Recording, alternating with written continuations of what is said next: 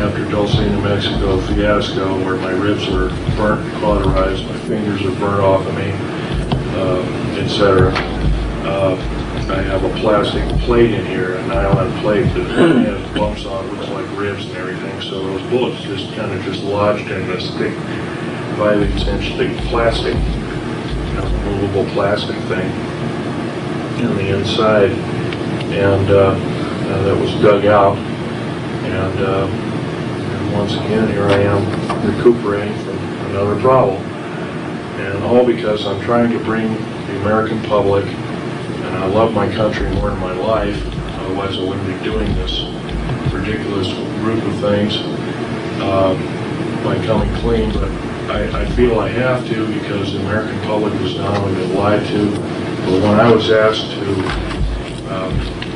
by the intelligence community within the Air Force, to continue my operations in black budget work, stealthy work, what would I think if they said that I would be betraying the American public? I told them to go fly it, go stuff it, or whatever. I says I won't be a party to that, and I walked out of the room. And somebody tried to tell me to come back, and I says, out of my face, fella, you're on the ground. And he would get out of my face and went on the ground, and I walked away, and went on and made a decision. And I'll sit by it. That's why I'm here talking. I also want to get a little political sided here, although I don't like to.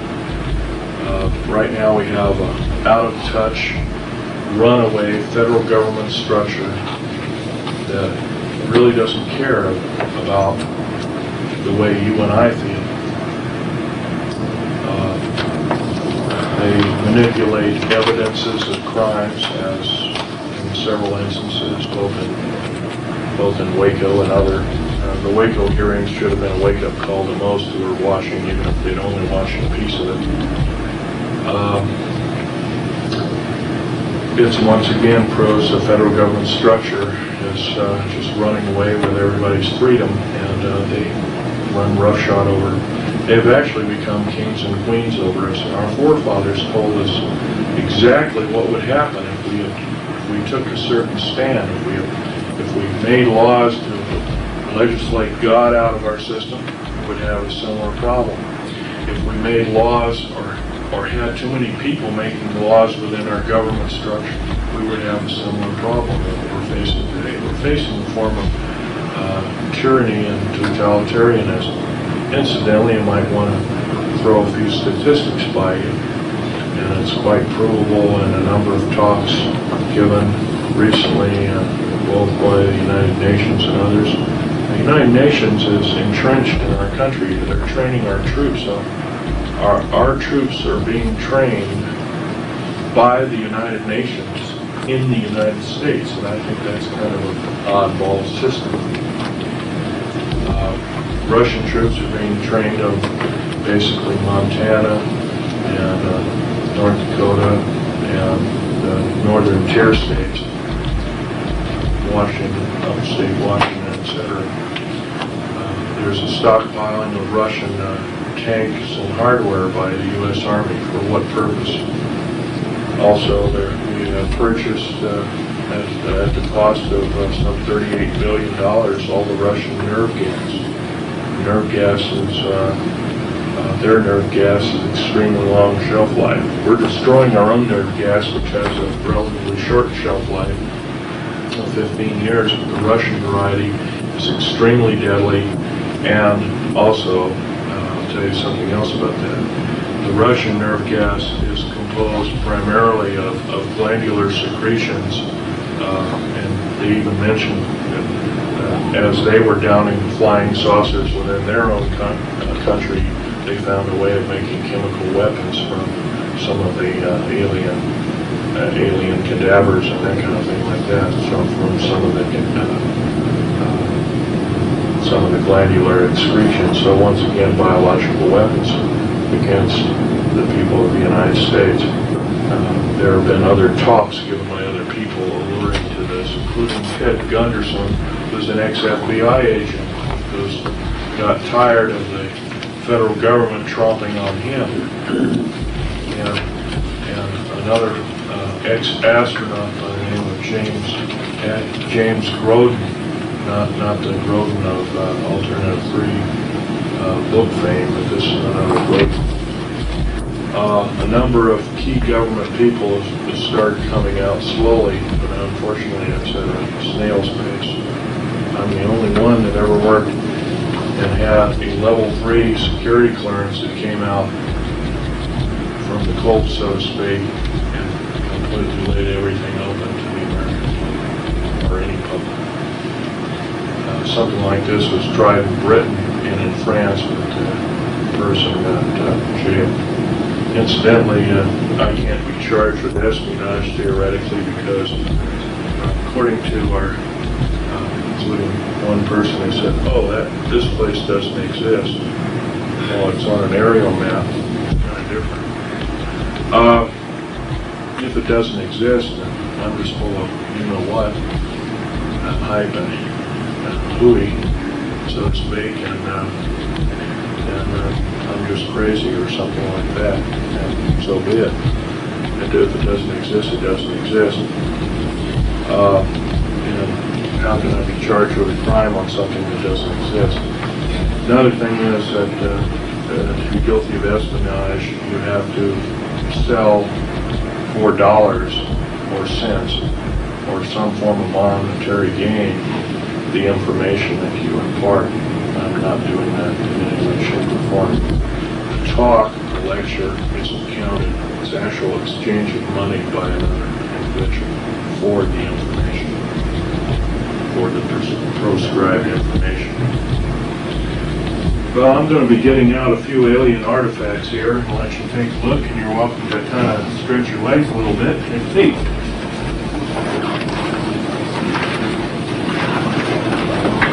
Clear off some of these things here so you can see them. Talking about, to look at very carefully, and I'll leave my hand lens out for you to take a peek. By the way, when you use this hand lens, you want to get right up on the object like this. You'll see a line going straight through with the wood layers of the cambium coming this way as whatever went through it burnt through it. It's very interesting. Awesome. And there's another out-of-place artifact or blue part, so to speak. This is another fossil. This is at one time a cave mushroom, a fossil plant. And something cut it absolutely perfectly, like a laser, cut right through the thing, and part of it slid off, and it later got perfectly petrified, similarly to the Hiroshima and Nagasaki atomic bomb test with a similar signature. Here's this petrified, instantly petrified garlic plant. Incidentally, this is 65 to 100 million years old. This is 105 to 130 million years old, and this is roughly 30 million years old. It has the exact chemical makeup and structure of quartz crystals formed on its surface and on the internal structure of the plant itself, which the top part, of course, the sprout is all broken off. This is the sprout underneath it, and the quartz crystals are identical to material found at Hiroshima and Nagasaki at the three-drop bomb.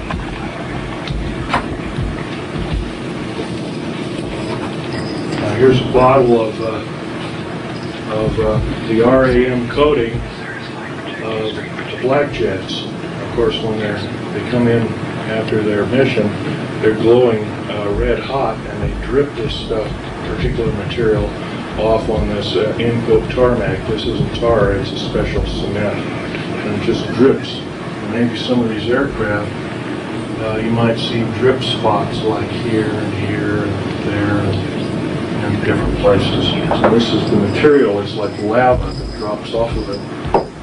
It also contains certain alien elements, or alien reproduced elements. Here's a piece of fossil coral from Jordan. having a small particular non-fossil, it isn't a crino. I mean, it might be, some of you might know what a crinoid fossil is. It's kind of like an underwater lily or plant, seawater lily, but this isn't it. This is actual machined out part similar to a rotor fan, a miniature rotor fan. There's a small engine right there. This is element 123, which is also in topoline. Topoline and element 123, they're very much heavier than uranium. They're island of stability elements. They're by the way, these pieces of metal I've purchased with my own money when I worked for the government. As they were test samples, they never bothered to pick them back up, nor did they pay me back for them, so they're my property. But it's a golden orange metal. The pure metal is pure golden orange, and like lead, you can just carve it. It's a very peculiar metal indeed. Totally stable, cannot be isotoped. Element 123 with an atomic weight of about 320, and here it is. It's almost twice the weight of uranium. Where did that come from, Phil? That was formed down at Dulce, New Mexico, and also there was scrap heaps and scrap piles of it in around Tonopah Test Range, which is right here. Tonopah Test Range is actually above Groom Lake. Is that metal from our soil? Is it metal from our soil? No. This is an alien. This is two alien elements. And here, if I might show you, Minus the brick labs, minus the brick labs, I thought I had some. Yeah, here we go. A few years ago. This periodic chart was developed by a number of scientists anonymously. Don't want their name revealed. Of course, all we're familiar with is element 103. That's been around for a long time. And a couple of these were made in Russia. These that don't have any name, they're very short-lived indeed. Element 109 to 110 also. But after, from 111 to 140, these are all elements that were garnered off of alien attack vehicles or alien spaceships or flying saucers when they were taken apart. Now, topoline is here. Element 117 and element 123 is murnite. It's a combination of both those. An extremely hard substance capable of withstanding temperatures in excess of 9,500 degrees Fahrenheit to as much as 14,000 degrees Fahrenheit.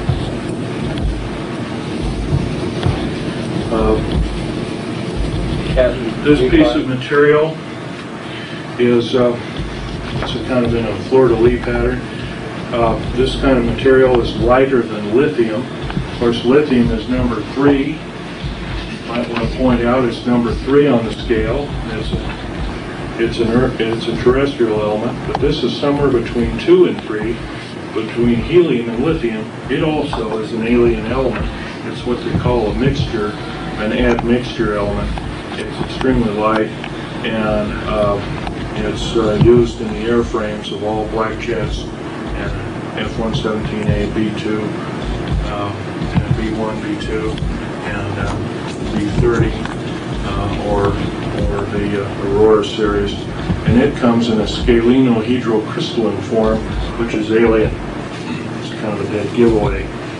Here's a tabular scalenohedrocrystalline form, 4 times the hardness of a diamond, 4 times the tensile strength, capable of withstanding temperatures in excess of 45,000 degrees Fahrenheit before chemical breakdown. It is used in the window the small slit windows. They're in the underbellies and the blackened out windows of the actual cockpit, although most of these pilots fly blind. They don't ever see anything from the ground. So this kind of that's also an alien material. and it is